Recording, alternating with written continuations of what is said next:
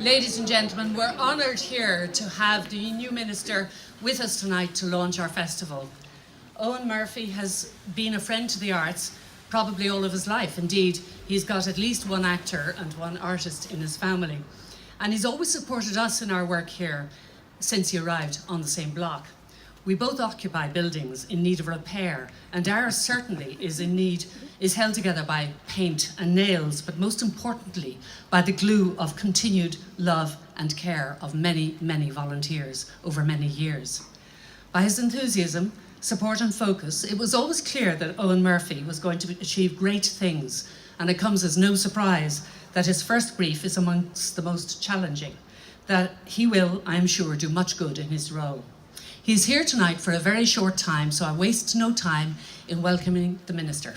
Thank you very much for that very kind introduction. I'll be quick because it might just start raining any moment. I was reminded coming in that the last time I was in the centre I was washing glasses.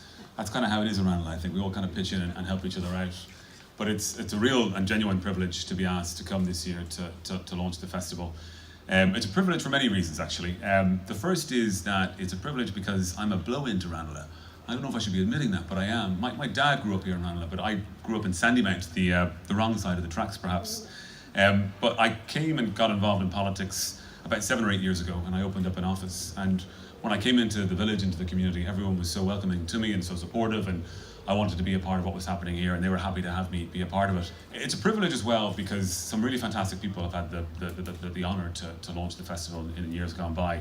I remember when Maureen O'Hara did it one year, and there was such a buzz and excitement in the village, and we were competing that night with Culture Night. So there was great things happening all over the city, but Ranelagh was packed, and the next day the front page of all of the newspapers was Ranelagh and Maureen, and it was a fantastic sense of pride, and we were all very enthused to see that the next day. So it's great to be a part of that kind of tradition. But really for me it's a privilege because I've been coming to the festival for so many years. I think it's 9 years now since I first came to the Ranelagh Arts Festival. The first year I came up, I probably didn't see anything artistic. It was more maybe in the pub. But that was still fine. There was a buzz about the place and it was really great. Another year I came up and there was a cycling tour of stained glass windows. And I kind of thought this might be a bit interesting, and I went on it and it was a really lovely day.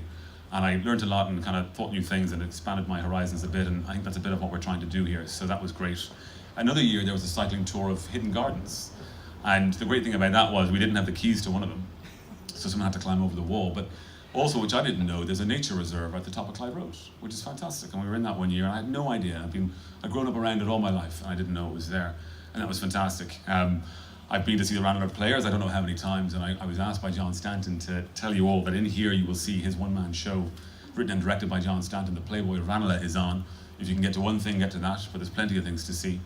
I also got to participate one year in a debate when myself and Rory Quinn went up against Michael McDowell and Noel Whelan on the issue of abolishing the Seanad. We lost badly. Rory Quinn retired from politics soon after. He blames me.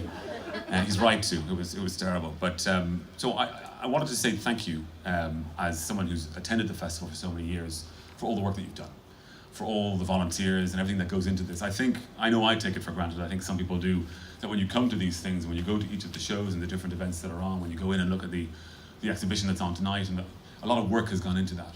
A lot of work has gone in by a lot of people, and that volunteer, that ethos, that spirit, I think is very important. And I wanted to thank everyone for doing that because it's very important. And that brings me to a second point I wanted to make, and it relates more to my role as an elected representative. And there's a quote I carry around with me, and I have for a number of years, and it's a quote from John Adams. And he was writing to his son, and he said, "Son, somebody must do public service. Somebody or other must do it. If wise men decline it, others will not. If honest men refuse it, others will not." And he was writing to his son about the importance of community service, of doing something bigger than ourselves, for something bigger than ourselves. And there's a great spirit in Ranelagh. There is a great sense of community here. That doesn't happen by accident. That's a product of something. It's a product, I believe, of the great work that's been done by the festival over so many years. But it's not just the festival, it's not just the event every year. It's the centre that's been here now for so long, and the good work that's gone into that, and the people who are doing all the great different things in it every day of the week. It's the other pieces of the community that it's reached out into in terms of making sure the appearance of the community is good, and the flower beds and all that work as well. And so as a result of all of that, there is this great buzz about Ranelagh, there is this great spirit, there is this great community fabric that not other places in Dublin, and I know this have. and certainly not other places in the country. So from that point of view, what it is very, very important. And I have this very challenging brief at the moment in relation to building new houses. I've got to build new houses. If only it were that simple.